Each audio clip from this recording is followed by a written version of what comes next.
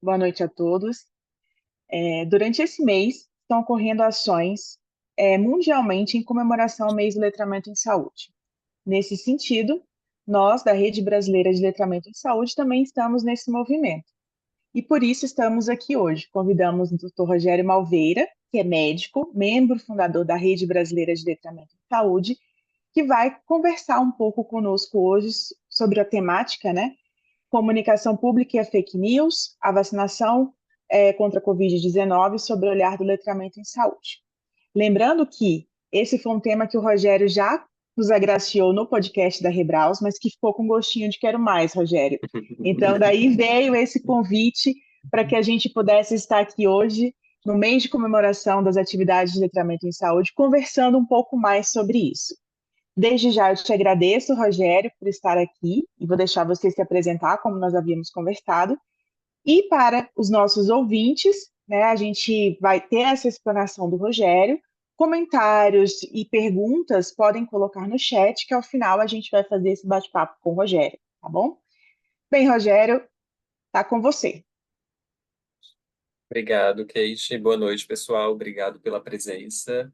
Agradecer também à rede por ter decidido a oportunidade de falar desse tema, que me motiva e gosto bastante, né? Foi o tema que eu trabalhei no mestrado. E a motivação que eu tive de trabalhar com esse tema foi justamente de pensar letramento em saúde no contexto da pandemia que a gente viveu. E eu fiz a residência de medicina de família e comunidade justamente por, no período do mestrado, ter trabalhado na atenção primária, foi o que me motivou a mudar um pouco do tema do que eu ia fazer no mestrado.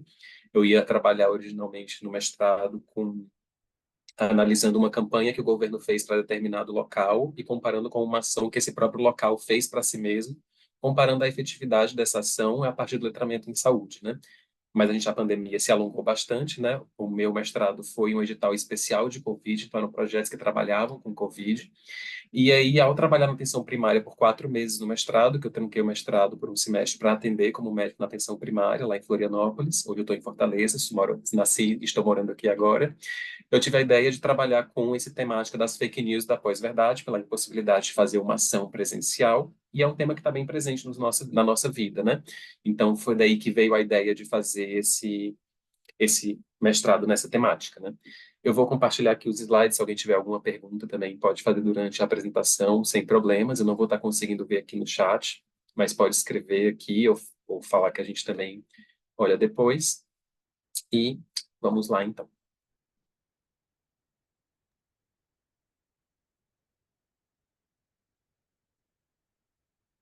Então, a gente vai falar um pouco dessa comparação da comunicação pública e das fake news, né? E como é que, como é que o letramento em saúde pode olhar essa relação entre a comunicação pública e as fake news a partir do que a gente teve na pandemia da vacinação contra a Covid-19, né?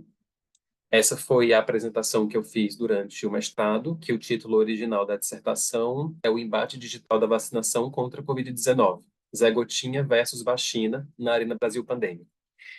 E aí a apresentação está estruturada de uma determinada forma, para além da metodologia do trabalho. É importante a gente considerar, e a gente vai falar sobre isso, porque é que está organizado nessa estrutura, né? E antes da gente começar a apresentação, de fato, eu pensei da gente passar uns 30, no máximo 40 minutos por essa parte, e aí depois a gente tem esse momento de interação. Tem uma história que eu gosto muito, que eu usei na apresentação, que eu acho que fala muito do que a gente vai conversar aqui sobre esse dilema que a gente vive dessas bolhas de comunicação, como é que a gente lida com a verdade, né, a partir do que teve na pesquisa. Que é uma história de um livro, que é a história de um menino que vivia na dinastia chinesa muito antiga, que era o Ping, que é esse menino que ele amava frutas e amava flores, na verdade, e ele plantava e tudo florescia muito bem, e todo mundo do país que ele morava gostava muito de flores também, né?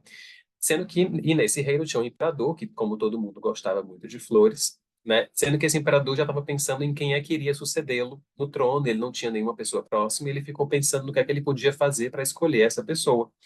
E aí ele pensou assim, vou deixar que as flores escolham. E aí ele faz uma anunciação em todo o império para que as crianças fossem até o palácio.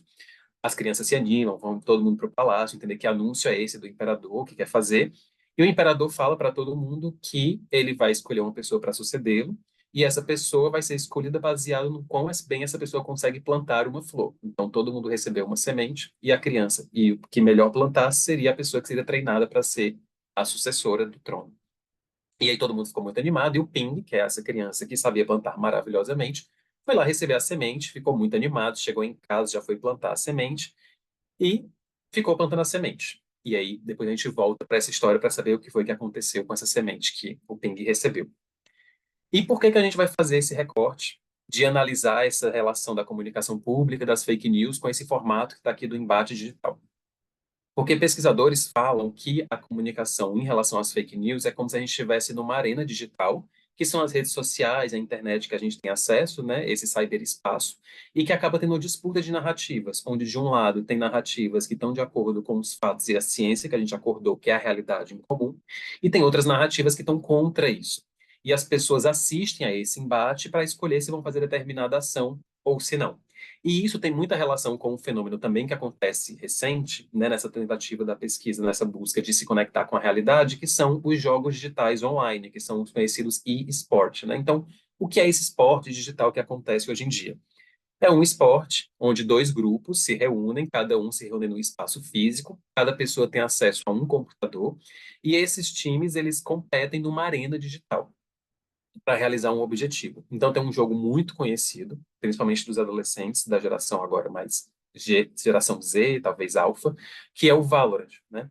Esse jogo, ele acontece numa arena digital, onde as pessoas se reúnem, tem campeonatos nacionais, internacionais. Elas vão se reunir nesse espaço e cada uma tem um objetivo. O objetivo desse jogo é as pessoas combatem com armas, com golpes e tudo, para armar ou desarmar uma bomba, né? E as pessoas assistem a essa live, né? E eu estava assistindo uma amiga que estava assistindo essa live desse jogo, bem quando eu estava fazendo a dissertação, e falei, olha, parece um pouco com o esquema das fake news, até para explicar como é a organização de como as coisas acontecem.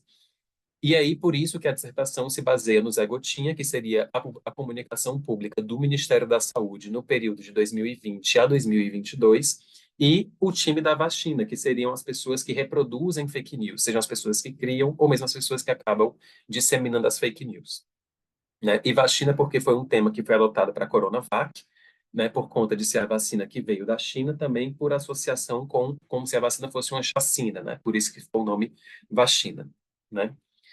E aí esses dois times embatem para que as pessoas consigam entender como é que é a relação da vacinação, né? E é um tema que foi muito presente no Brasil, né? De cada 5 fake news que circularam no território nacional nesse período, uma fake news era sobre vacinação contra a Covid, né? Então, nós que vivemos esse período, lembramos que foi algo realmente muito frequente, né? E aí, como se organiza, então, o trabalho? A gente tem primeiro o local que cedia o jogo, que é o Brasil nesse período, né? Como se fosse esse espaço físico onde os times estão com seus computadores ou seus celulares. Esse embate ele tem um assunto, que o assunto é vacinas contra a Covid-19 que estavam disponíveis no Brasil nesse período. Esse embate ele acontece numa arena digital, que é o ciberespaço brasileiro, as redes sociais, os sites, e nesses dois times, as fake news e o Ministério da Saúde. E esse embate ele tem o objetivo das pessoas se vacinarem ou não.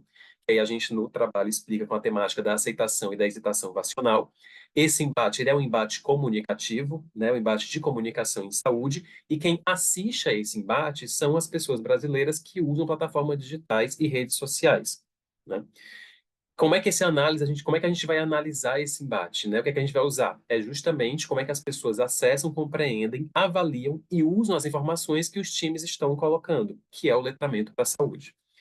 E aí, como é que a gente vai entender como é que esse embate foi feito? Quais são os resultados que a gente vai ter desse embate? Um embate tem jogadores, que são as pessoas que estão nos computadores no Brasil disseminando as informações. No caso do time do Zé Gotinha, né, é a própria equipe de comunicação do Ministério da Saúde. E no caso do time Vacina, são as pessoas que reproduzem, disseminam e criam fake news.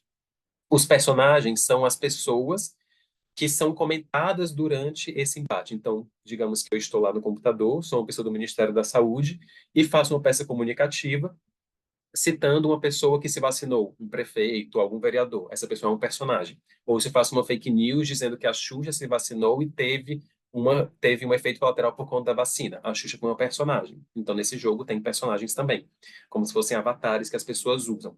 E esses personagens e os jogadores, eles usam golpes, né, que são as peças comunicativas que foram produzidas. Então, a partir dessa comparação com esse jogo digital, a organização do texto, né, da pesquisa foi dessa forma. Então, cada um desses foi um capítulo para entender o que aconteceu em relação à vacinação contra a Covid. Falar sobre como é que estava o Brasil nessa época, como é o cyberespaço brasileiro, o que é comunicação em saúde, excitação vacinal e aceitação, letramento.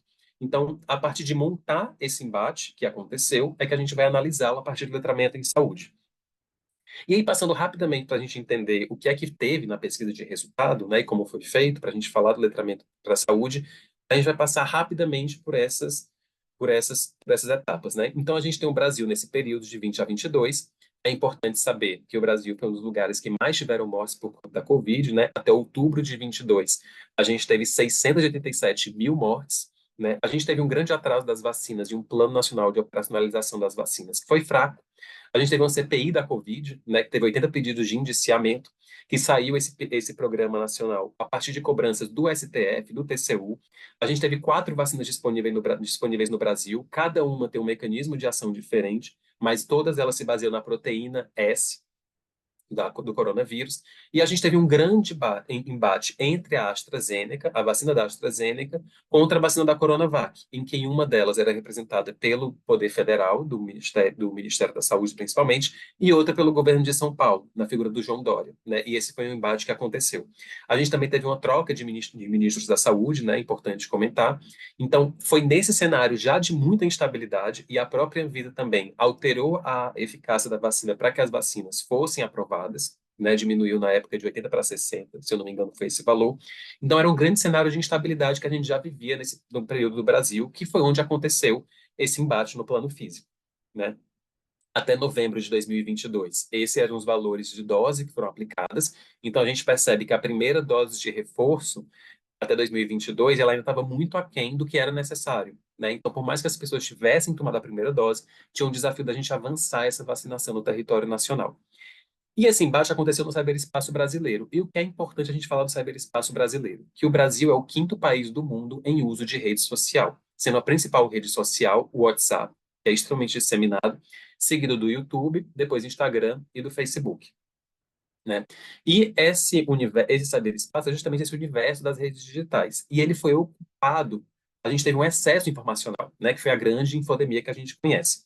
O desafio de uma infodemia é que ela também vem acompanhada não só de notícias verdadeiras, mas de notícias falsas, né, que são as fake news, que aí a gente fala um pouco desse time vacina, né, que está ligado ao fenômeno da pós-verdade, que foi descrito primeiro em 2016, que são circunstâncias nas quais os fatos subjetivos são menos influentes na opinião pública do que as emoções e as reflexões pessoais. É algo muito complexo, tem múltiplas causas, e a gente sabe que uma notícia falsa ela se expande a uma velocidade incrivelmente maior do que uma notícia que é verdadeira, justamente por jogar com a emoção, né? A gente tem uma diferença entre esses 3 termos. Usualmente, a gente prefere usar a desinformação em relação.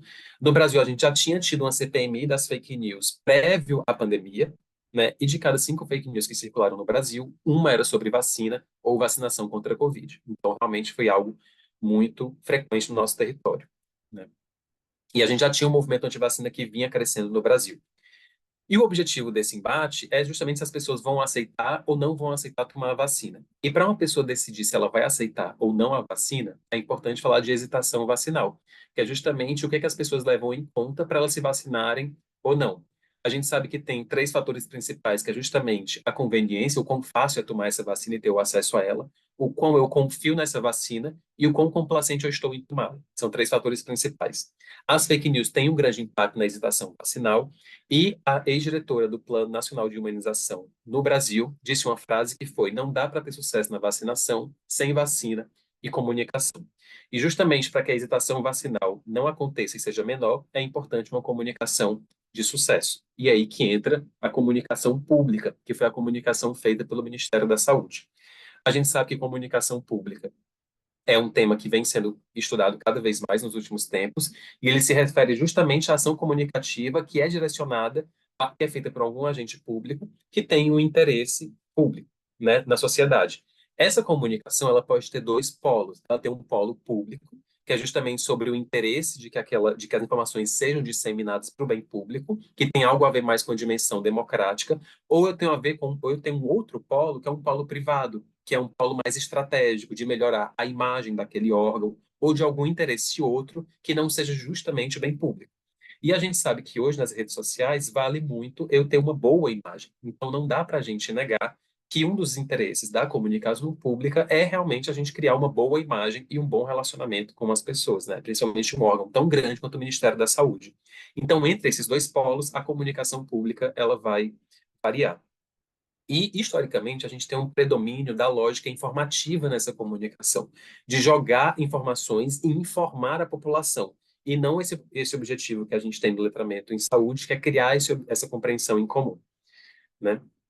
Então, esse time, que é o time do Zé Gotinha da comunicação pública, que já tem essa história de predomínio da lógica informativa, principalmente o histórico de comunicação do Ministério da Saúde, e esse outro time das fake news, que vinha já crescendo no Brasil, eles têm esse embate de comunicação em saúde, né? A gente sabe que a comunicação em saúde é uma área ampla, né, que tem várias perspectivas em relação à comunicação e saúde, e as pessoas que assistem a esse embate são as pessoas brasileiras que têm acesso ao ciberespaço, que vem crescendo muito, apesar de que um terço das pessoas mais pobres não tem acesso à internet, né? Mas no último censo que a gente teve sobre o uso da internet, que foi em 2022, um dos últimos, 70% das pessoas que estavam conectadas recorrem à internet para procurar serviços públicos, e 73% da zona rural está conectada. Então, uma grande parte do território está assim conectada, né? Já sabíamos que tínhamos hesitação vacinal no Brasil, e é interessante saber que dessas pessoas que assistem a esse embate, a gente tem um dado do INAF de 2018, que pelo menos um terço, 33% das pessoas, em torno de 30%, tem, tem o analfabetismo funcional, já, né? E além desse, a gente sabe que muitas mais pessoas têm baixo letramento em saúde ou dificuldades para compreender a informação do jeito que ela está colocada. Então, o letramento para a saúde é a forma que a gente vai olhar para esse embate, né? Aqui são as definições clássicas de letramento em saúde, né? O que eu acho que é importante a gente falar, que faz diferença agora, é a visão ampliada de letramento para a saúde, que foi adotada no estudo, junto com a visão do NUTBIM, né? Que o letramento para a saúde tem 3 níveis, que é o funcional, interativo e o crítico, porque a gente tinha um predomínio do nível funcional, mas, e, ao mesmo tempo, existe uma outra visão de letramento em saúde, que são desses 3 autores, principalmente das arcadulas, que são que o letramento em saúde não necessariamente tem níveis hierárquicos, né? Porque na visão do NUTBIM a gente tem um nível funcional, em mais complexidade o nível interativo, que é como é que eu dialogo com as pessoas, e o nível crítico, que é como é que eu compreendo questões mais complexas, por exemplo, discussões legislativas sobre agrotóxicos, por exemplo. Em comparação a essa visão, eu tenho os 4 domínios, né? Eu acho, só fazendo para a gente estar no mesmo local, né, um nivelamento de definição, não sei se todo mundo tem intimidade com a definição de letramento para a saúde, né? Em resumo, é o grau que as pessoas têm a capacidade de executar ações em saúde, seja encontrar, entender e usar as informações, ou a definição mais completa e clássica que a gente tem da Sorensen, da revisão de literatura, que é as pessoas acessarem, compreenderem, avaliar e aplicar as informações, né? Então, o que é que as pessoas fazem com as informações que elas encontram nas redes, né? Na pesquisa, a gente escolheu adotar o termo letramento, né, por entender que letramento tem muito mais a ver com a história brasileira e com o que nós queremos com letramento, que é o letramento em saúde cada vez mais abrasileirado, a ver com a nossa realidade, né? É um tema que já foi discutido exaustivamente, a linguística, né? Tem até uma live no próprio YouTube da Rebraus falando sobre isso, para quem quiser se aprofundar. E existe essa visão ampliada do letramento, na figura dos domínios, né? O que significam esses domínios? São aspectos do letramento em saúde que eles coexistem. Então, eu tenho um domínio do letramento em saúde que é o fundamental, que tem relação com o nível funcional. E o que é que seria o domínio fundamental? É como as informações estão escritas, né? É qual é a linguagem que é utilizada, como as pessoas têm acesso à informação escrita, aos números que estão sendo utilizados. Eu tenho um outro domínio que é o científico, que é como é que as pessoas compreendem os conceitos científicos e como é que elas compreendem a natureza mutante da ciência, que é um conhecimento que tem uma grande mutabilidade. O domínio cívico, como é que as pessoas compreendem a relação da sua saúde, das suas ações no nível coletivo e as próprias instituições de saúde. E a gente tem um domínio cultural, que é o domínio de como as informações que estão colocadas se relacionam à cultura daquele indivíduo. Olhando para esses domínios, a gente pode entender que, historicamente, o domínio cívico e o cultural são os que são menos analisados, né? São os que são menos considerados. O domínio fundamental e o científico são os que são mais considerados quando a gente vai olhar adaptação de material, ou mesmo o próprio letramento para a saúde, né? Esses outros dois domínios, eles estão crescendo cada vez mais.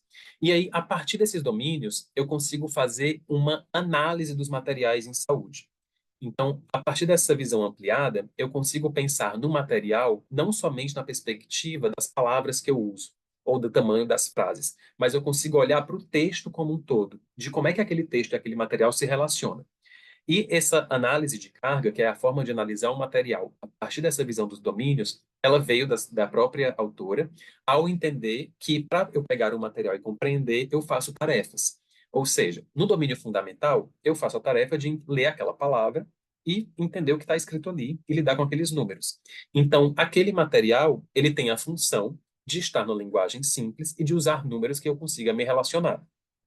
Da mesma forma, no domínio científico, esse material, se é um material sobre Covid-19, ele me impõe uma carga, que é, para eu entender o que é uma vacina de Covid, eu preciso entender o que é uma vacina, o que é um antígeno, o que é imunidade. Então, se esse material deseja ser fácil e que eu tenha uma compreensão maior, existe uma demanda de que o material lide com esse assunto.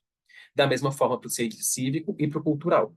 Então, todo material e informação, ele impõe demandas para eu que vou interagir com ele, e eu posso avaliar o material se essas demandas estão sendo atendidas ou não naquele material, se ele me ajuda nessas demandas, né? Então, olhando para todo esse cenário do Brasil, do cyberespaço, da comunicação pública, das fake news, né, de como se aconteceu, a gente pode se perguntar como é que se deu a relação entre a comunicação digital do Ministério da Saúde, nesse período, que foi o órgão escolhido para a comunicação pública, e as principais fake news contra a vacina contra a Covid que estavam existindo, sob a ótica das demandas do letramento em saúde. Será que a comunicação do Ministério, ela olhou sobre essa ótica do letramento? Será que as fake news, por mais que não levem a uma qualidade de vida, se usam de estratégias de letramento em saúde para conseguir chegar melhor à sua mensagem, né? E aí, a partir dessa grande pergunta, a gente tem outras duas perguntas. Quais foram as principais fake news que existiam naquele momento? E como é que se deu a comunicação pública do Ministério?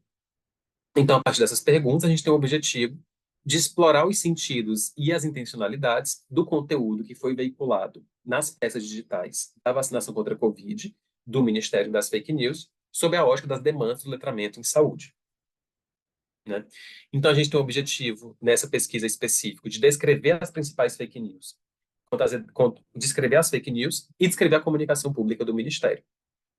Então, agora que a gente passou por essa grande introdução e entender o que é que acontece, a gente agora vai para a metodologia, que é como é que a gente vai olhar, como é que a gente vai entender como é que são as fake news, como é que foi a comunicação pública do Ministério. Então, é um estudo descritivo e exploratório, né, que usou análise de conteúdo e que olhou tanto para a perspectiva sintática, das palavras, das frases, quanto a semântica, do sentido e do significado que estava ali. E quais foram os objetos que foram usados? Foram as checagens de fake news, algumas as fake news em si, e as postagens do Ministério da Saúde no Facebook, né? Foi considerado principalmente março de 20 a setembro de 2022, que foi o período de realização do estudo. Então, foram basicamente os 2 primeiros anos, 2 anos e meio da pandemia que a gente teve. Esse estudo, a lógica dele foi organizada a partir de outros estudos que avaliaram fake news, vacinação contra a Covid, comunicação do Ministério da Saúde, e a partir desses outros estudos foi chegado nessa metodologia. Isso aqui eu vou falar mais na frente. Então, para cada time, a gente teve uma lógica. Então, para o time das fake news, para entender como é que foram as fake news, foram pegas 4 fontes, né? 2 projetos, um projeto é ligado a um órgão de comunicação, de jornalismo, 2 projetos independentes, um projeto independente e 2 associações, grupos que fazem checagem de fatos. Então, a partir do site de 4 fontes de fake news que foi feito um levantamento, foram coletados os dados. O total foram 3.700 publicações analisadas, e dessas 3.700, a gente, né, fez uma organização para chegar em 794 checagens, né? Depois de excluir repetida, chegou em 550. Né? E como é que foi feita em resumo? Tanto para o time das fake news quanto do Ministério da Saúde, foi usado o software que faz web scraping, que chama raspagem de dados. Então, é um programa gratuito que você coloca o site, explica para o programa como é que coleta o dado. Ah, isso aqui é uma notícia, isso aqui é o título, isso aqui é a descrição. Aí você aperta aqui, entra e me dá o primeiro parágrafo, que é uma descrição mais aprofundada. E aí, eu fui fazendo isso para os 4 sites escolhidos, o que dá uma tabela no Excel. E aí, para essa tabela, foi a partir daí que foi feita a análise das checagens de fake news contra a vacina, né? Então foi pega todas as checagens, visto o que era vacinação contra a Covid. A partir daí foi feita a categorização das ideias principais que estavam presentes, se tinha tema antivacina ou não, a partir de uma tabela prévia de tema antivacina, quais eram as marcas que estavam ali e como é que era essa comunicação que estava ali. Né? Aqui é uma lista dos temas antivacina que foram considerados a partir de outros estudos. A mesma coisa foi feita para o Ministério da Saúde, sendo que aí foi usado o Facebook, que é a principal ferramenta de comunicação digital do Ministério da Saúde. É a que tem mais postagem e que tem mais seguidores hoje. Então foi feito mais ou menos o mesmo processo. Existe uma ferramenta gratuita também chamada FacePager, que ela faz uma raspagem de dados de um perfil na rede social. Então ela pega título, descrição, quantidade de like, foto, tudo que você quiser. Você organiza e dá uma tabela no Excel da mesma forma. E a partir daí foi feito o mesmo processo. Olhou toda a postagem, viu o que era vacinação contra a Covid, categorizou o que era tema pró-vacina, as marcas de vacina que estavam presentes, como eram os formatos, e daí foi organizado. Então, para cada um daqueles objetivos, a gente tem essa metodologia. E o que é que tem de resultado de fato? Para cada um dos times, a gente tem uma ficha técnica que resume o número de postagens, o que é que estava presente, que a gente vai ver, quais eram os jogadores, né? Quem é que estava criando essa comunicação, se era possível, quem eram os jogadores e quem eram as personagens, de quem essas notícias falavam. Eram pessoas conhecidas, não eram pessoas conhecidas? Como é que era a comunicação, que foram esses golpes, né? Como era a postagem do ministério, qual era a mais comum, como era a da fake news, e quais eram os temas presentes de antivacina e de pró-vacina e as vacinas citadas. Para cada um desse grupo, né, porque é muita postagem, 5 delas foram escolhidas a partir de uma lógica do que é que mais representava e o que tinha mais significado para a pesquisa, para uma avaliação mais aprofundada. E aí, depois de ter pego todo esse resultado, a gente vai analisar a partir do letramento para a saúde. Como? Montando um quadro de demanda de letramento em saúde a partir daqueles domínios. Então, por exemplo, para o primeiro domínio, que é o fundamental, eu vou olhar quais são os títulos, como é que o gráfico está descrito, como é que a escrita foi feita, quem é esse público, qual é a mensagem principal, o propósito. E para cada um dos domínios, né, aqui a gente não vai passar por tudo isso, mas é só para ter uma noção, de quais são as demandas. Então, por exemplo, o domínio científico, o que é que eu quero olhar? Uma vacinação contra a Covid-19, numa pandemia, demanda que as pessoas saibam como é que as vacinas se comportam, como é que é a fabricação da vacina, quais são as vacinas disponíveis, os tipos, qual é o risco que eu tenho de contrair Covid-19, qual é o benefício de eu me vacinar. Isso em relação à pandemia. Eu também preciso saber sobre o conhecimento científico. Como é que eu analiso um estudo? Se eu tenho noção de como é que o conhecimento científico muda. E eu tenho conceitos científicos mais específicos, né? Então, por exemplo, de bioestatística, analisar um gráfico, o que é média móvel, foi tanto falado de achatar a curva, o que é incidência, o que é prevalência, o que é um DNA, o que é um antígeno. Então, uma pandemia e uma vacinação contra a Covid demanda que as pessoas tenham algum conhecimento sobre isso. Então, será que o Ministério da Saúde falou sobre isso? Será que as fake news falaram? Como falaram? Né? Então, foi montada essa tabela como referencial de análise. E aí, agora, vamos para a performance dos times, né? Como é que eles performaram a partir dessa metodologia e dos resultados.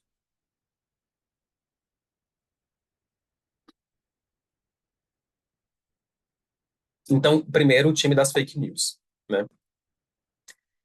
Aqui é só para ter uma noção do que foi analisado, né? Então, a gente teve 556 checagens que não foram repetidas. A maioria delas aconteceu em 2021, né? Mas tem uma distribuição parecida em 2020, 2022. Estavam presentes em 9 plataformas digitais.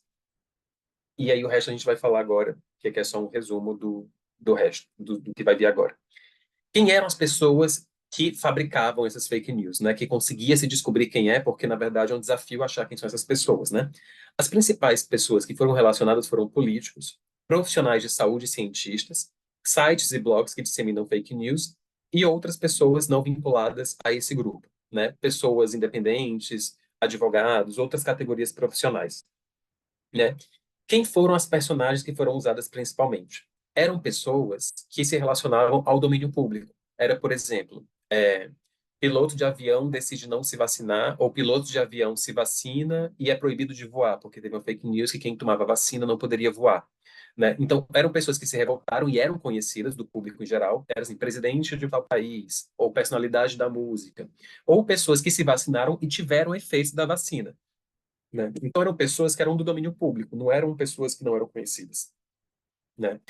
A gente também teve pessoas a quem foram atribuídas ações, então o presidente de tal país mandou a vacinação no país e aconteceu tal coisa, né? Ou então muitos políticos que se vacinaram, na verdade, foi uma armação, né? Porque tiveram muitos vídeos de políticos se vacinando para motivar as pessoas a se vacinarem, né?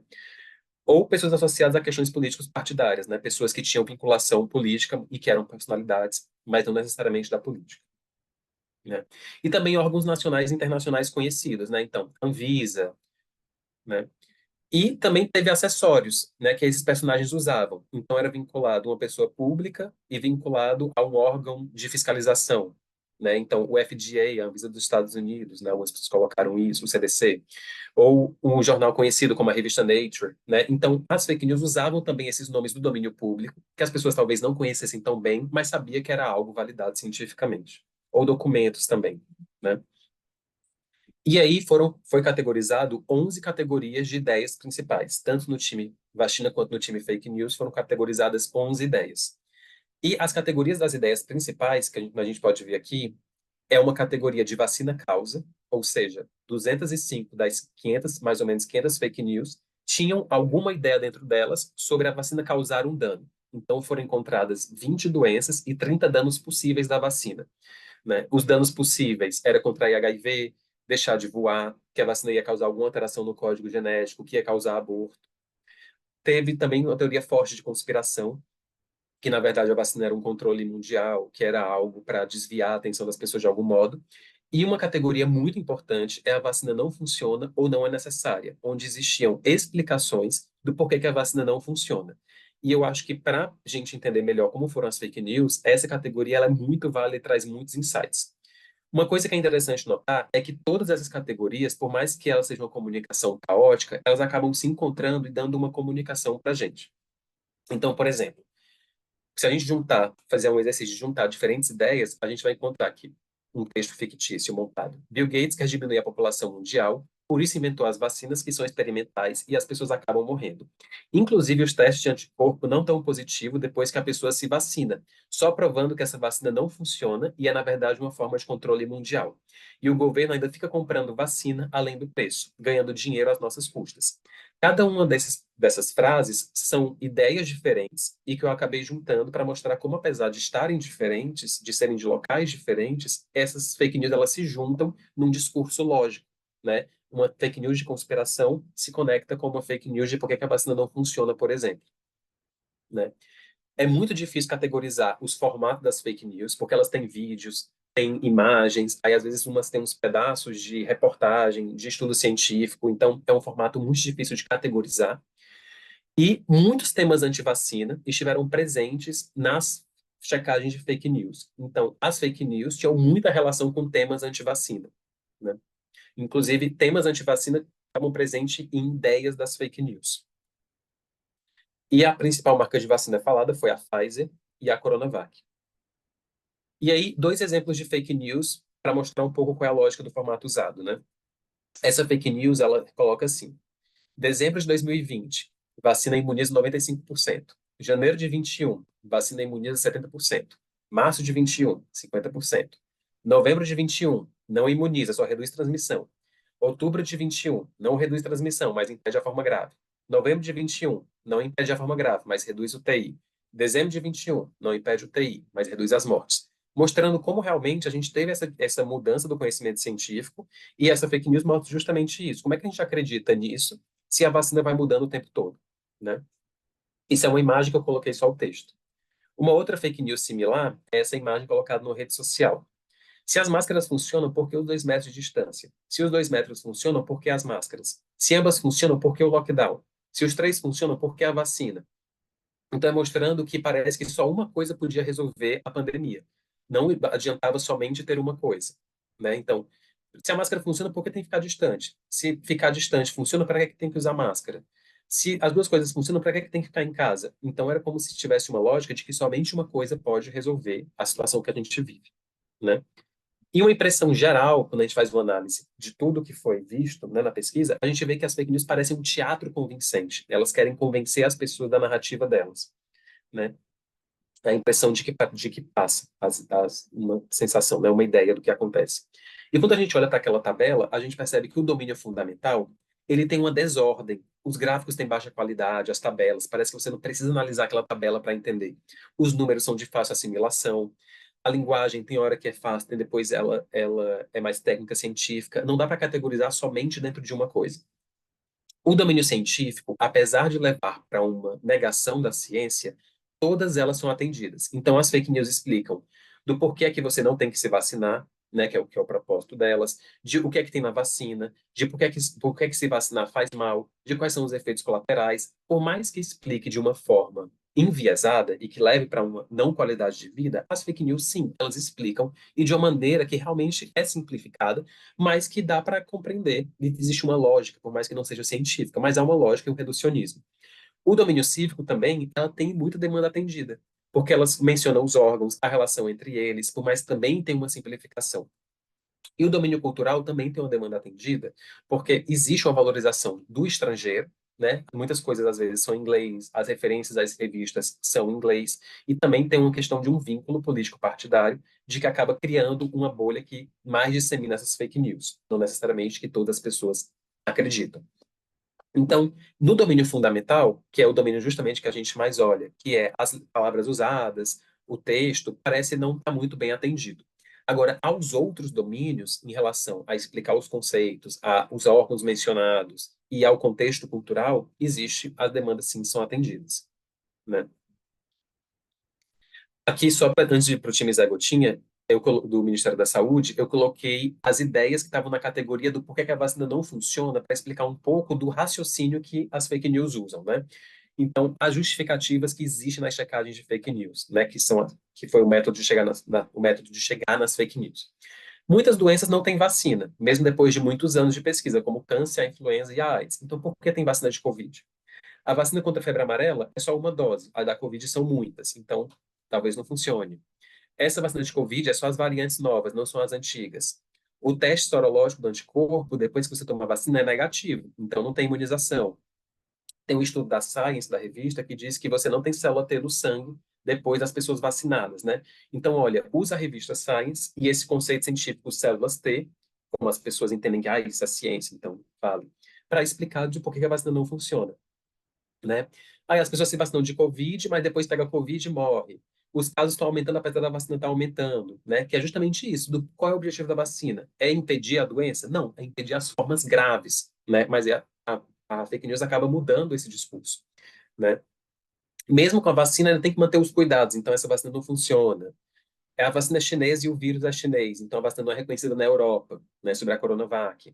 O próprio presidente Bolsonaro, à época, falou que tem um estudo que diz que a vacina garante proteção de 4 semanas somente, né? Quem não tomou a vacina não prejudica as outras pessoas, que é justamente aquele domínio cívico, né, mostrando que a minha ação individual não tem impacto no coletivo, né? Tem outras formas melhores de combate, né, cloroquina e ivermectina. É melhor pegar Covid e ter imunidade natural. Não tem evidência científica. A OMS e a própria Pfizer já falaram que a vacina não funciona. Os testes da vacina aconteceram em pessoas já vacinadas, então é um teste enviesado. Então, olha, as justificativas para a gente consegue compreender de que é um absurdo. Mas existe uma lógica reducionista que faz sentido. Tá, a febre amarela é só uma dose, a Covid são mais de uma dose. Então, o que é que acontece com essa vacina? Por que são mais doses? Né? Então, as fake news fazem uso dessa lógica, né? Aqui é um resumo, uma comparação com o Ministério da Saúde, mas em resumo, o Ministério da Saúde estava em menos plataformas presentes, né, e teve muito menos associação com o tema para vacina.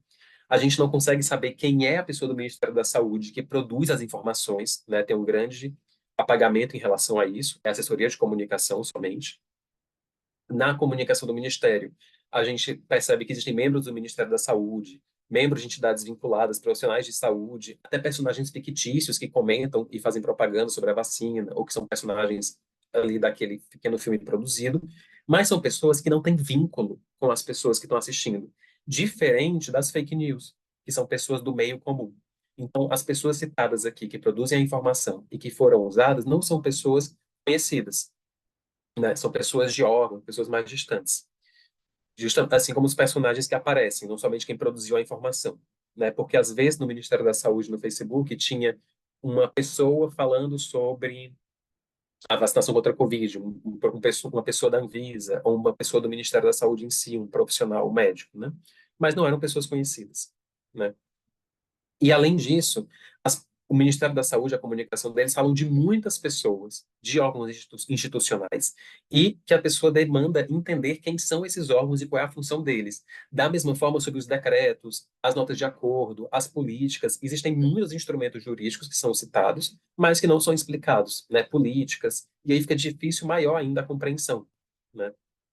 De entender essa questão. As ideias que estavam mais presentes na comunicação do Ministério da Saúde era justamente de acompanhamento da vacinação, aspectos institucionais do próprio Ministério da Saúde, da sua divulgação e do sua imagem própria, e frases de orientação e comando, como se vacine, né? A categoria de explicação, ao contrário das fake news, que é essa, que era justamente a categoria vacina não funciona, ou vacina causa, que era muito maior, aqui é muito pouco expressivo. Então, a comunicação do Ministério estava muito mais interessada em mostrar os números da vacinação, em fazer uma imagem boa de si mesmo e em falar frases para a população se vacinar, que é um pouco daquela lógica informativa que a gente já viu antes, né? Sobre essa categoria da explicação, né, que vale a pena a gente considerar, porque ela tem um combate às fake news em si, a maioria das explicações que o Ministério da Saúde deu na comunicação foi sobre a logística da vacinação, quais eram os cuidados da pandemia, quais eram as dúvidas da vacinação em grupos e a diferença do que era o Plano Nacional de Imunização e o Plano Nacional de Operacionalização da Vacina da Covid. E sobre as vacinas, as dúvidas eram muito técnicas. Ah, qual é a diferença da vacina de criança e de adulto? Se eu tomei a vacina da Pfizer, a segunda dose tem que ser de qual vacina? O que é a dose de reforço? Né? Há poucas explicações como essa daqui, a importância da vacina para frear a variante, foram de fato sobre o que estava acontecendo, né? Da importância. E nessa categoria de explicação, tinha algumas frases que foi basicamente o que o Ministério explicou sobre a vacina de Covid e a sua eficácia. Então, olha as frases. Lembramos que a dose de reforço pode aumentar em até 100 vezes a imunidade contra o vírus. O que é aumentar 100 vezes a imunidade contra o vírus? Né? Essa quarta frase aqui. A dose de reforço aplicada com no mínimo 2 meses de intervalo fornece até 94% de proteção contra a Covid-19.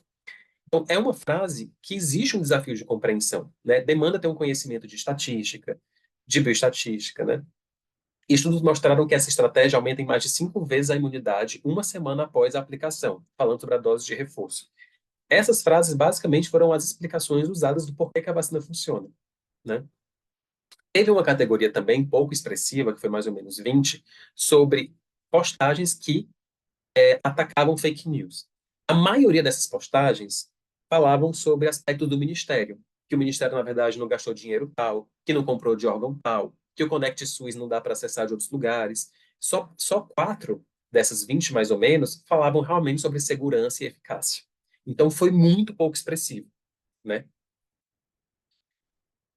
Foi mais fácil entender como é que o Ministério se comunicou em termos de formato, porque a postagem é mais estruturada, né? Então, a maioria das postagens era texto com imagem, texto com vídeo. E aí vale a pena falar que no texto com vídeo existe uma categoria desse formato, que a gente não vai entrar porque é muita coisa, que eram justamente as lives que o Ministério da Saúde fazia. E é justamente nas lives onde estão as principais informações sobre os estudos e o conhecimento daquele domínio científico, aquelas demandas, né? Sendo que, assim, como é que uma pessoa vai acessar uma live de 40 a 50 minutos na sua internet? As lives eram feitas de tarde, então o acesso não era tão grande, e essas informações eram perdidas no meio da live. Então você tinha que procurar essas informações, né? Um formato muito presente na comunicação do Ministério era um quadro que era o Saúde News, que era um quadro quase semanal que mostrava sobre o avanço da pandemia, da vacinação. Então, só por esses quadros, que era um vídeo, né, eu tirei alguns prints de frame do vídeo, né, de pedaços, a gente vê a quantidade de informação. Então, são números quebrados, números grandes, né? Um é sobre os casos confirmados e a média móvel de casos, o outro é a média móvel de óbitos, o outro é os casos recuperados. Aí o outro é sobre a aplicação da vacina. Então, é muito dado dentro de um vídeo para que a gente consiga engajar. E esses números, eles não eram seguidos, assim, você não tinha uma evolução simples, né? Toda semana mudava o número, mudava o gráfico, não tinha algo coeso que acompanhava essa evolução, né? Os temas pró-vacina estavam muito menos frequentes do que os temas anti-vacina nas fake news. Então, as postagens do Ministério falaram um pouco sobre pró-vacina. A principal menção era a promoção, e simplesmente eram frases: vacine já, tome sua vacina, procure o posto, acesse o Conect SUS, né? e aqui as vacinas mais faladas. E aí, para a gente entender como é que era essa postagem, né? Quem eram os representantes. A gente tem o Ministério da Saúde, essa postagem que fala sobre contra as fake news, né? Então, essa frase. O governo diz que apenas quem tomar a vacina da Pfizer terá que assinar o termo de consentimento. E aqui embaixo uma explicação. Qual é o fato? O fato é que o termo de consentimento será necessário para as pessoas que receberem vacinas aprovadas para uso emergencial de qualquer laboratório. Então, esse era o esquema, uma representação da imagem contra fake news. Tinha um outro quadro, que era o Real Oficial, que é um quadro que combatia fake news, e aqui eu coloquei um pouco do texto, que realmente usa uma linguagem mais técnica. E a impressão geral dessa comunicação do Ministério da Saúde é que, na verdade, parece uma grande esteira de produção, onde o Ministério tem uma demanda de mostrar que está produzindo, mostrar que está fazendo e jogar a informação para as pessoas, enquanto das fake news parece ser mais um grande teatro, né? No domínio fundamental, somente, por mais que use palavras longas, inglês, números pouco usuais, e tem uma busca por um estilo coloquial, né? E tem um excesso de informação e pouca objetividade na comunicação. Apesar disso, olhando só para esse domínio fundamental, ele executou muito melhor do que o das fake news. Mas, se a gente olhar para os outros domínios, que é o científico, o cívico e o cultural, existe um vazio de estratégias. Então, na verdade, existe uma simplificação perigosa, porque o próprio Ministério associou o sucesso da vacinação com os casos estarem diminuindo. E aí, quando os casos aumentaram, qual é a justificativa que ia ser usada? Né? Então, ficou difícil. O domínio cívico também, não há uma explicação sobre as instituições, né? Pelo contrário, coloca mais demanda de entender os órgãos, os instrumentos jurídicos. E o domínio cultural também é pouco vazio, não existe uma adaptação para as regiões brasileiras ou um convite para a gente construir essa comunicação em conjunto, né? É citado em duas postagens sobre a cultura vacinal do Brasil, o Zé Gotinha pouco aparece, né? Então, nos outros domínios tem um vazio, né? Inclusive a palavra ciência ou científica, ela aparece somente uma vez em todas as postagens, né? E o que é que a gente consegue perceber? Que os times, tanto o Ministério da Saúde quanto o time das fake news, eles estão fechados nele mesmo. As fake news estão fechadas em criar um interesse em comum e o Ministério da Saúde parece se fechar de que o seu trabalho seja visto e não comentar com as pessoas. Da mesma forma, a gente pode imaginar que o letramento em saúde, ou para saúde, que foi um termo que foi adotado, ele também está fechado em si mesmo, né? Falta para o letramento em saúde se conectar com os estudos culturais, com os estudos de gênero, de raça, os estudos sociais, os estudos de não violência, o estudo de educação popular em si. Então, o próprio letramento em saúde também passa por uma expansão. E o próprio objetivo de fazer a pesquisa foi para a gente refletir que muitas vezes os próprios órgãos oficiais de comunicação não fazem uma estratégia letrada, enquanto existe as fake news, que são uma pós-verdade, que quer direcionar para um outro lado e que essas pessoas fazem uso de estratégias que a gente acaba não usando. E aí, como é que a gente consegue fazer realmente o letramento em saúde dessa forma? Né? Por mais que as fake news levem para o caminho de não saúde e de desqualidade de vida, de não qualidade de vida, acabam usando estratégias que nós poderíamos estar usando. Né?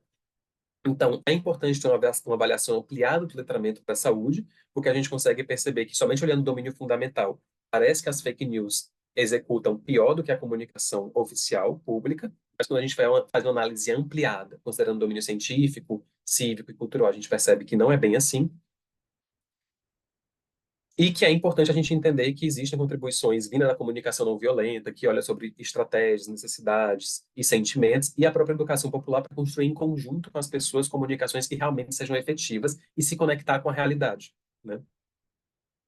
A gente pode entender que existe uma predominância desse modelo informacional do Ministério da Saúde no período analisado, né, que está em relação com outros estudos já feitos que avaliam a comunicação ministerial, e que tem uma relação com a masculinidade, né? E a pós-verdade, nessa questão de muitas vezes o movimento de pós-verdade vir de uma pessoa que vai combater um sistema que engana, né? E isso vem muito do sistema que a gente vive, que a gente realmente sabe que hoje em dia se discute muito sobre o tema do...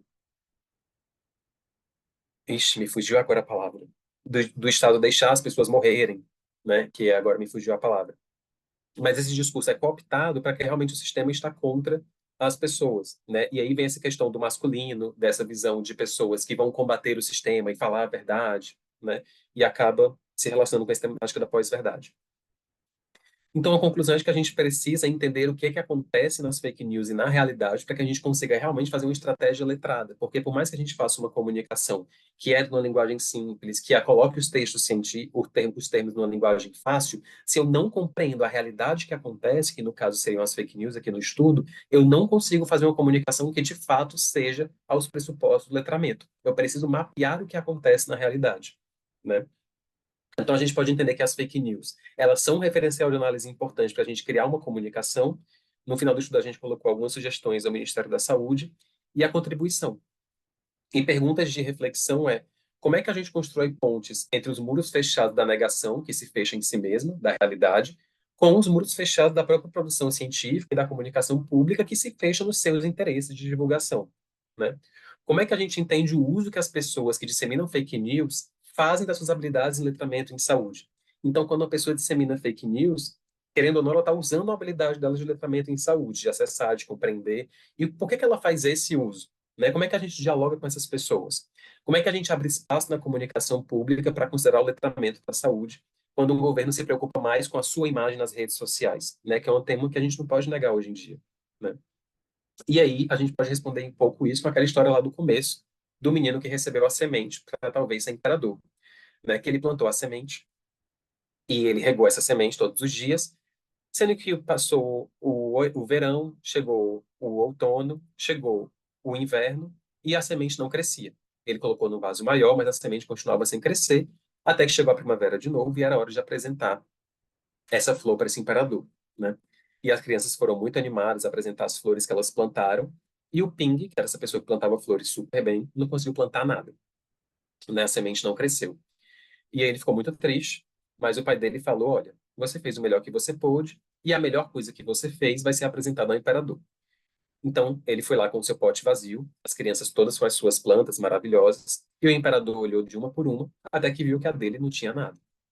E ele chamou o menino para frente e pediu para ele explicar o porquê é que o pote dele não tinha nenhuma flor que estava vazio. E as crianças ficaram rindo. E ele falou: olha, eu plantei, mudei de terra, fiquei cuidando, mas mesmo assim não cresceu nada. Foi o melhor que eu fiz, e é o que eu vou apresentar. E aí o imperador fala: olha, que bom, parabéns, porque na verdade você fez a coisa certa, porque as sementes que eu dei para todo mundo estavam queimadas, então não tinha como crescer nenhuma flor dessas sementes. E você me trouxe a verdade. É justamente um pote vazio que não tem flor nenhuma, mas você me trouxe a verdade e por isso você vai ser a próxima pessoa imperadora, né? E o que essa história traz em relação com essa temática que a gente trouxe da comunicação pública e das fake news? Que existe um conceito que é a vontade de verdade, que é o conceito que Nietzsche fala, que é o quão predisposta uma pessoa está a lidar com a verdade. Então, mesmo no mundo onde as pessoas querem flores, querem soluções rápidas, e eu consiga fazer entender isso, eu vou apresentar a verdade, que pode ser um pote vazio, que vai contra o que as pessoas querem, mas eu vou sustentar isso, né? O que está ligado com o dano de proteger a verdade, que é o ahimsa, que é não causar dano, né? Que uma das pessoas que difundiu o ahimsa foi Gandhi, né? Inclusive teve uma conferência de Gandhi do aniversário anual nos últimos anos e foi a temática sobre como Gandhi e a não violência ajuda a lidar com a pós-verdade, esse fenômeno das fake news, ao sustentar a verdade, ao interagir com o que acontece para pensar uma comunicação, né? E Gandhi foi uma pessoa que decidiu viver muito isso, né? Então, eu tenho uma passagem na biografia dele que ele fala que ele viajava de terceira classe justamente para conseguir entender a realidade das pessoas que elas viviam, para conseguir daí pensar formas e estruturas outras que fossem possíveis, né? E eu acho que é justamente nesse intuito que foi a pesquisa para a gente conseguir refletir na nossa prática de letramento em saúde, né? O como eu consigo me conectar com a realidade para eu pensar uma comunicação, né? O como a gente pode extrapolar isso para uma comunicação pública, né? Como é que a gente concilia esses interesses de fato do coletivo? Acho que essa é a mensagem principal do estudo. Acho que a gente pode ficar por aqui para abrir reflexões, perguntas. Obrigada, Rogério. Realmente o tema é fantástico. A gente viu o tamanho do seu trabalho, né, que foi apresentado aqui em 30 minutos praticamente, né, quase 40 minutos, enfim. E a gente percebe o quão profundo e complexo é realmente analisar esse discurso, né, como que isso. E aí, ouvindo você falar, a gente vai recordando do que foi vivenciado. E você fala, gente, é mesmo, né? Como que as coisas foram planejadas? E aí, ouvindo você falar, eu até comentei com Virgínia no pessoal que eu falei, talvez a gente devesse aprender com o pessoal que faz fake news como fazer para disseminar tão rápido, né? Porque do ponto de vista funcional, eles estão muito bem, no sentido de fazer coisas reduzidas, coisas objetivas que chegam até as pessoas. Eu fiquei pensando sobre isso, eu falei, ó, talvez seja um caminho a gente se infiltrar nesses grupos e entender a lógica do pensamento para que a gente faça isso para o lado positivo, né? Porque, de fato, é muito difícil a gente pensar numa estrutura ministerial para conduzir, combater nessa arena, né, onde várias pessoas, a gente lida com o desconhecido, que a gente não sabe de onde vem, quem produz muitas vezes, e a gente precisa se munir em relação a como a gente está produzindo, como você bem pontuou. Eu acredito que o trabalho dá diversos insights assim, para a gente pensar. E um assunto que você tocou que eu acho extremamente importante, Rogério, é o quanto nós não somos tão bons em comunicar as nossas pesquisas. A gente tem uma dificuldade gigante de traduzir isso para uma linguagem para que as pessoas consigam consumir. Eu acho que isso é um desafio para quem está nos muros da academia, porque a gente fica cercado lá dentro. Fazemos excelentes pesquisas, mas a gente tem uma dificuldade muito grande de comunicar os resultados dessas pesquisas. Talvez aí fosse um caminho também para que a gente começasse a combater e entrar nessa arena de fato, que a gente consiga comunicar isso, tornando a ciência uma ciência cidadã, na perspectiva de que ela chegue até as pessoas que ela tem que chegar. Então, me trouxe essas inquietações ouvindo você falar, né? O quanto a gente precisa repensar em algumas coisas. A gente faz pesquisa, mas a gente precisa saber comunicar, porque senão ela fica perdida em si mesma dentro dos muros da universidade. É um grande desafio, né? Ainda mais sabendo que a pós-verdade, ela tem um maquinário gigantesco que a gente nem sabe que está por trás, né? E aí tem um livro muito bom que é A Construção Intencional da Ignorância, que fala um pouco sobre esse mecanismo, né, que existe. Inclusive, existe site que você consegue fazer uma notícia falsa. Eu coloco a imagem, coloco o título, e ele gera tipo aquela imagem da rede social quando eu compartilho o link, e aí eu Sim, consigo criar a fake news que eu quiser, a notícia que eu quiser, ali naquele modo, né? Mas é um tema muito complexo, né? Tem até um estudo de vacinação contra a febre amarela que vai entrevistar as pessoas e tem uma fake news e a pessoa fala assim: olha, eu recebi uma notícia, mas eu nem clico na notícia para abrir o site porque isso vai consumir mais dado da minha internet. Então eu só leio o que está ali no WhatsApp. Então, olha que coisa, né? A pessoa às vezes nem dissemina a desinformação porque ela quer disseminar fake news, é porque ela acredita que aquilo é verdade. E como historicamente a gente ficou muito fechado na produção científica, porque existe muita coisa a ser feita, as pessoas de alguma forma querem participar do conhecimento científico, né? Não, olha, eu não sim. entendo isso, mas eu entendo porque essa pessoa fala a minha linguagem e essa lógica faz verdade. Essa vacina não funciona porque a febre amarela tem uma dose e vocês têm três, então isso não funciona. Então, tem uma vontade de participar do processo científico, de participar dessa discussão, né? E aí o desafio é como é que a gente simplifica isso, porque a ciência é muito complexa. Então, será que se eu simplificar, eu vou estar deixando de falar alguma coisa ou não? Né? Porque acaba que na simplificação coisas se perdem, né? E aí esse é que é o desafio. Como que faz isso, né? Esse é o grande desafio, e eu acho que eles usam também, né, quando a gente pensa em produção de fake news, o sentido dos vieses cognitivos das pessoas. Eles pegam naqueles aspectos que sabe que vai atingir, né? Então, a gente precisa começar a estudar isso, as questões comportamentais, como as pessoas decidem. É isso o letramento, né? Como elas pensam o que elas pensam, como elas decidem o que elas decidem, né? Isso faz parte muito de uma perspectiva muito comportamental. E eu acho que isso é uma área que o letramento ainda precisa aprofundar nesse sentido, né, de entender esses comportamentos de tomada de decisão, porque talvez daí seja uma ponta para a gente começar a repensar como a gente produz materiais educativos. Bom, eu vou abrir para o pessoal, né, porque senão vai ficar nós dois aqui no diálogo, né? Pessoal, sintam-se à vontade, nós estamos aqui na sala. Quem quiser fazer pergunta para o Rogério, a gente tem um tempinho aqui ainda, estamos abertos.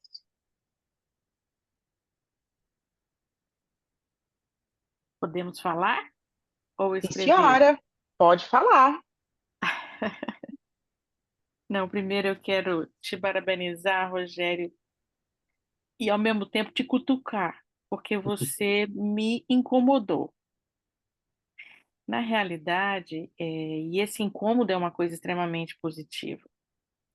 O produto do seu trabalho traz um monte de reflexões para gente. E eu fiquei pensando no pote da verdade. quantos potes de verdade nós temos.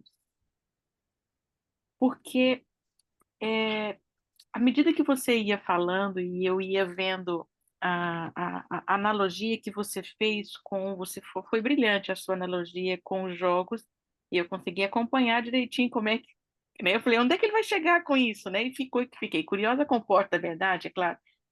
Mas eu fiquei pensando que uma coisa que leva as pessoas a agirem é a confiança.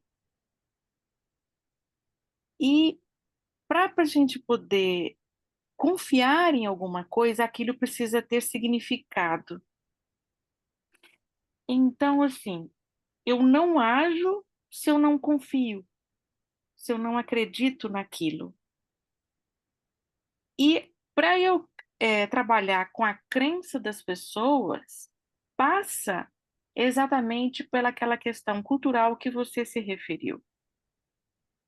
Um país grande como o nosso, as pessoas agem diferentes e acreditam em coisas diferentes, considerando o local onde eles vivem, o contexto em que eles estão inseridos.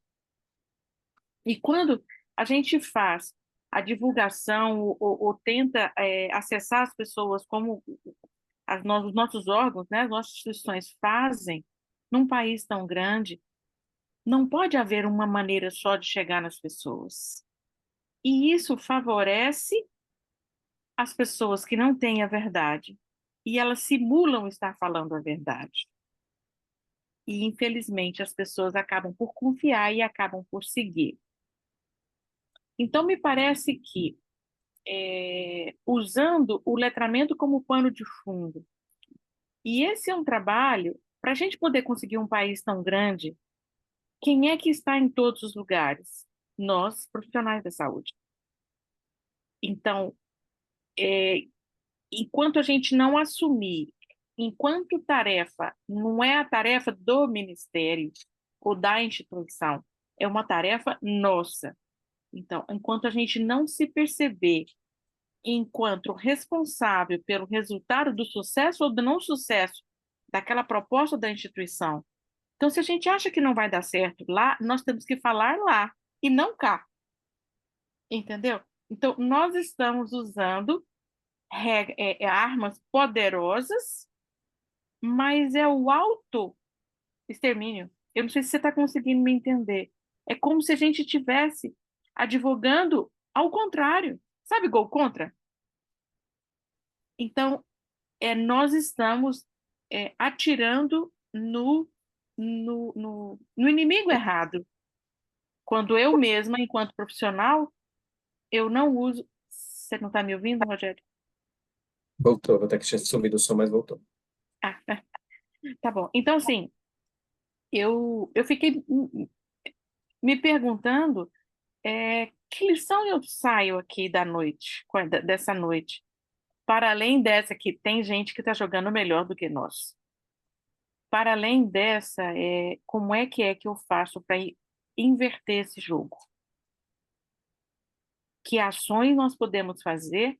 E me parece que trabalhar com o letramento dos profissionais, o letramento organizacional, me parece ser um caminho possível, porque aí sim eu vou ter um número muito grande eu não lembro o termo que você não usou soldados, mas eu vou ter uma quantidade de munição muito grande, porque eu vou ter pessoas muito bem preparadas e muito bem com bastante munição, usando a sua analogia.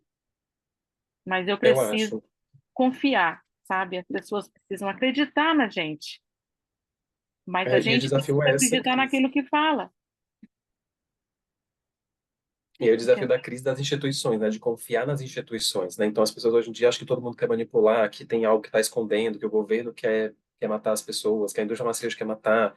E aí é um desafio, porque existe um pessoal Então, né, que fala da isso, necropolítica, cara, tem que falar. E aí é um discurso que vai e aí ficou uma grande confusão, né? É um grande desafio. O que me motivou também a fazer a pesquisa foi que, atendendo na atenção primária na época da pandemia, que era pré-vacina, logo antes da vacina, eu tive que dialogar com uma pessoa que queria que eu prescrevesse hidroxicloroquina. Eu falei, olha, eu não acredito que tenha. E na hora me deu uma raiva muito grande, queria dizer que ele estava errado e tudo mais. Sendo que se eu fizesse isso, eu já era uma outra barreira, né? Então eu respirei fundo e falei, olha, eu estou aqui para cuidar de você, para fazer o melhor possível. Se eu achasse, tivesse evidência, eu prescreveria com toda certeza. A questão é que hoje não existe. Mas ele ficou no embate, assim. E isso levou a refletir muito, né? Como é a comunicação que eu tenho, né?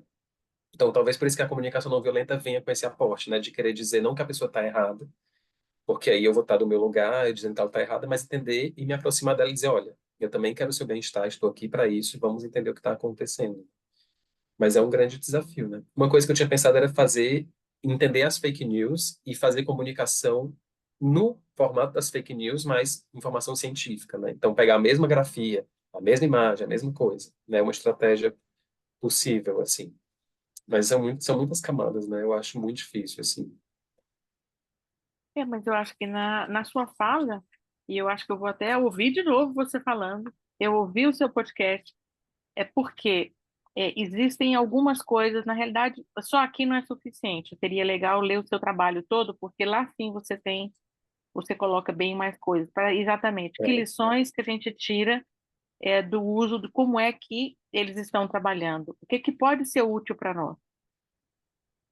Então, aprender com o inimigo é uma estratégia interessante.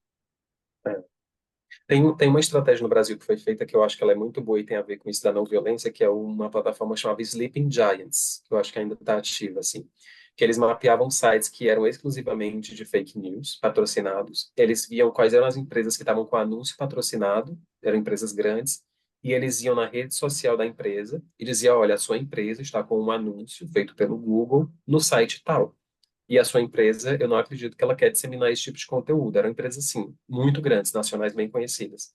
Boticário, nesse nível. E aí as empresas tiravam os anúncios de lá e o site ia perdendo a força. E aí o site era desmonetizado e parava de existir. É uma iniciativa possível e organizada de fazer, né? E é isso, entender como é que o sistema funciona, como é que estão disseminando, de onde é que vem, para poder fazer alguma coisa, assim. Porque é uma batalha, é difícil. Porque senão é uma batalha inglória, né?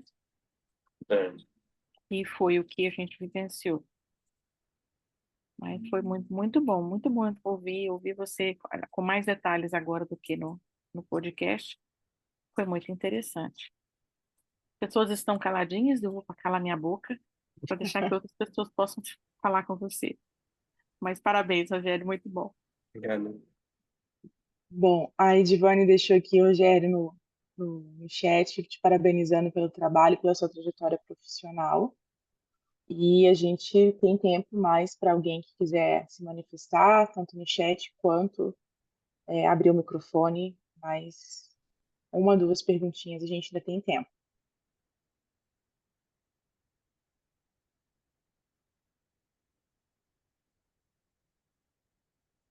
Se ninguém pergunta, eu vou perguntar. Rogério, qual que é o próximo passo agora, como resultado? Como é que está a divulgação do seu trabalho, a publicação do seu trabalho?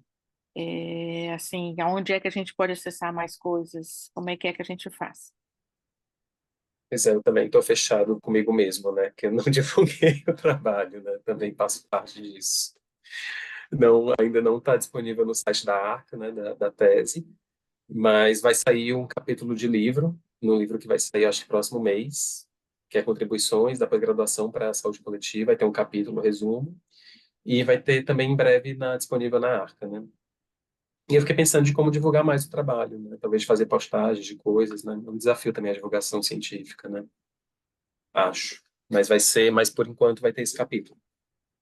E vai estar em breve na Arca, no repositório. Ah, tá certo. Eu achei que assim, que você estava fazendo já proposta para um doutorado ou para você dar seguimento ou É, desdobramento tem de, chance. de Tem fazer chance. de já ter fazer alguma proposta, ou um encaminhamento, né, em relação a, inclusive, a divulgação disso para os órgãos, né, para as instituições que foram pesquisadas. Eu acho que Pois é, esse é um ponto muito interessante de, eu acho de também. sensibilizar, de levar a pensar a respeito. Não penso que seja totalmente desconhecido. É claro que tem estudiosos que também fazem assim, Sim. Mas talvez exatamente pessoas que estão fora do círculo é que, como você falou, a gente não sabe quem são as pessoas que trabalham lá. É uma coisa proposital? Não, não. Talvez, se a gente for atrás, claro que a gente vai descobrir, são funcionários públicos, mas a gente, assim, o acesso da gente para poder fazer qualquer coisa é um acesso que não me parece facilitado, sabe? Como ajudar? Se nós estamos enxergando que tem dificuldades e que pode ser melhorada, como é que a gente pode ajudar nesse sentido, entendeu? Como acessar? Porque se a gente segue pela norma do letramento de que o acesso à informação ele é responsabilidade, a disponibilização da informação é de quem detém esse saber, então a parte organizacional precisa ser reforçada. Então, do mesmo jeito que eu olho do letramento da pessoa, eu preciso olhar para o letramento organizacional. Então, como eu ouvi algum tempo atrás a professora Cindy Bach falando, um é o lado, o letramento organizacional é o outro lado da moeda. E isso é uma coisa muito interessante de se pensar, né? Tem dois lados. Então, a gente precisa pensar em quão responsável. E quando eu falo da instituição, eu não falo só o órgão. Quando eu falo do sistema, eu me incluo nele, porque eu também tenho um acesso, entre aspas, privilegiado à informação. Então, nós também fazemos parte desse grupo.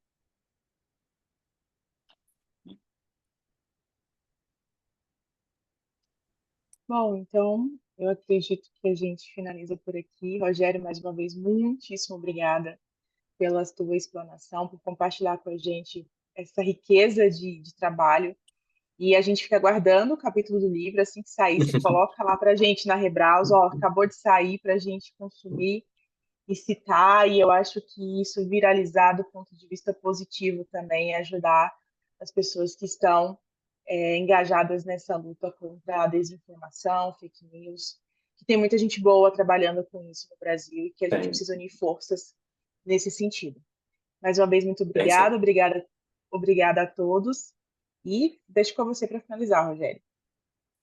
Obrigado, gente, pelo convite, pela oportunidade do espaço, para todo mundo que compareceu. Espero que a gente saia com reflexões e mobilizado com esse tema e que a gente possa construir mais, né, sociedades letradas no mundo que a gente quer. Até mais, boa noite a todos. Tchau, tchau. Tchau, gente.